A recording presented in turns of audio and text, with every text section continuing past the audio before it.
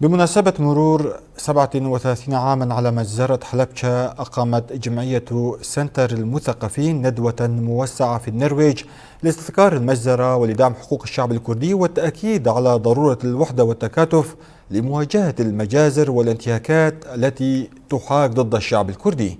شارك في الندوة محمد اسكندر من أهالي مدينة حلبشة وشاهد على المجزرة والبرلماني السابق في البرلمان النرويجي وصديق الشعب الكردي أكتار جارديا، بالإضافة لرئيس جمعية مهابات مع عدد من أعضاء الجمعية صلاح كشتي أوسلو، وقد حضرها العشرات من الكردستانيين.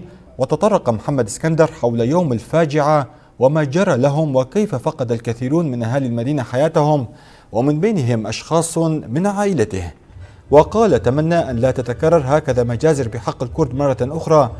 كما أكد أكتار البرلماني السابق وصديق الشعب الكردي على ضرورة التكاتف والوحدة بين الكرد حتى لا تتكرر هكذا مجازر بحقهم، كما أكد دعمه لحرية الشعب الكردي وحقوقه.